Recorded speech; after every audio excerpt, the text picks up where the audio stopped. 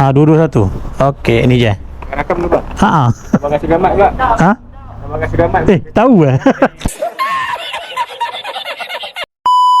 Ya, Taman Universiti. So, kat sini pun boleh. Ke depan pun boleh. Sebab dia kat situ je, kat barisan kedai depan.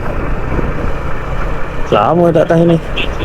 Kalau Parit Raja, sinilah dia punya lubuk. Lubuk vendor banyak.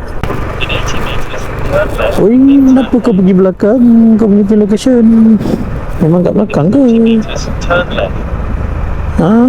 Memang kat belakang ke? Macam je. Oh tak, ada.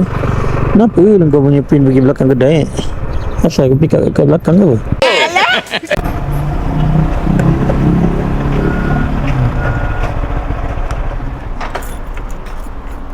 Wah.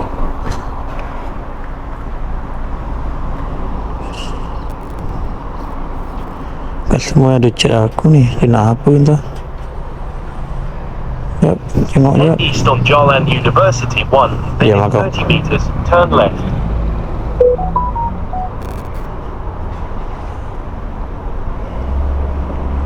Customer tanya nak QR boleh tak? Boleh je.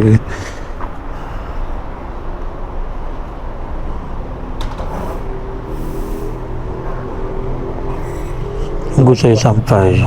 Sekejap. Dua-dua satu. Okey, ini je. Rakam dulu bang. Abang kasi gamat pula.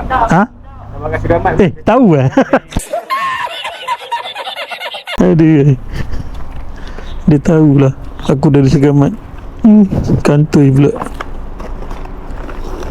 Allahu Akbar. Ni hari tak cedok Segamat sebab kita balik kampung. Terima kasih lah bang. Terima kasih sebab support video saya. Saya tak tahu nak cakap macam mana. Terima kasih lah.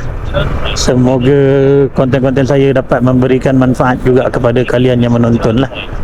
Antaranya mungkin ada yang nak belajar macam mana nak buat Grab kan.